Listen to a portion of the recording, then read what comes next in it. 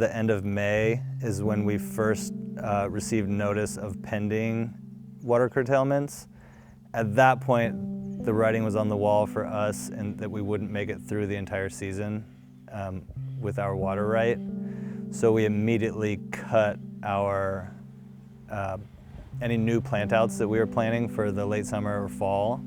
It's very disappointing, you know, as you make a lot of plans, and the hardest thing, I have to say, the hardest thing is you go in the greenhouse and you have all these baby plants that you planted seed by seed, and you watered and you made sure no little bugs got them, and you have to give them away for adoption, or just put them in the compost.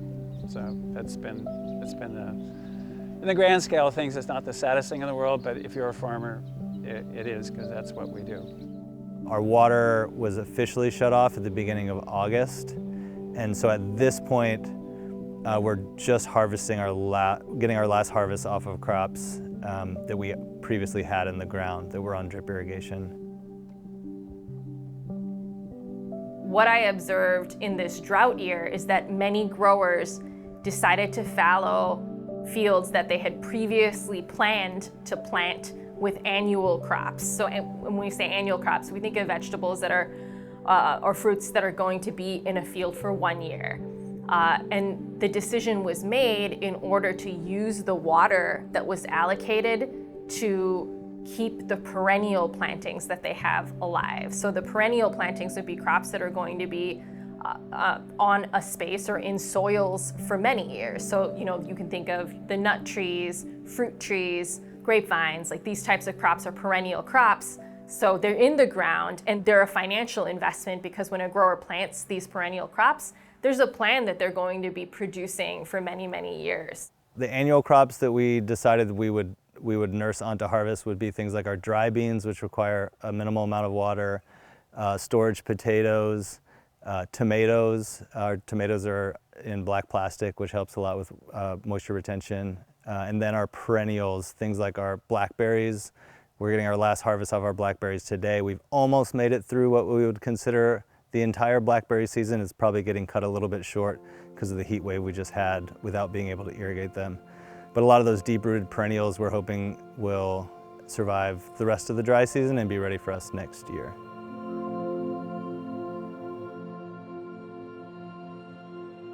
In addition to just thinking about yields, like how are there other areas of crop health that we can optimize with our water application? So I just think of examples such as the quality of a crop, so the flavor of a crop, the nutrition of a crop.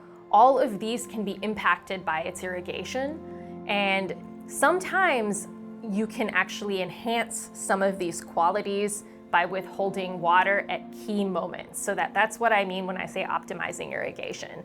This season, we have seen, in my opinion, increase in quality in a lot of the crops, tomatoes in terms of flavor with the deficit irrigation.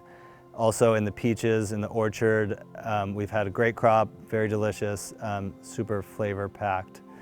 And while we haven't seen a significant reduction in yields this year, I do think that will come back to bite us next year, particularly with crops like the blackberries. We've been able to water our blackberries enough to get a great crop this year, but without being able to water through the rest of the season, it's very possible that we'll see significant yield reductions next year. In a drought year, because there's limited surface water that's been allocated for irrigated agriculture, many growers end up relying on groundwater. So it actually ends up being 60% approximately of the water used for agriculture in California comes from groundwater. And with that increase in groundwater usage, there's an increase in the energy required to pump that groundwater, especially when you consider that growers as well as their neighbors are all trying to pump that groundwater. So you see the water table lowering, and oftentimes some growers are in a sense like priced out of their access to water if they don't have a deep enough well. So there's also an increase in the drilling of new wells. And once again, there's more energy required to pump that deeper groundwater. Despite the fact that we have subsurface wells, the water that we pump is considered surface water in the Russian River. just because of the depth and what they call river underflow. Water hasn't felt like a limited resource, even though we have gone through droughts before. Part of that reason is when you walk down to swim in the river, you feel like the river is thriving when there's water in it. But at this point, it's become much more clear to me that there is no natural flow in the Russian River in the dry season.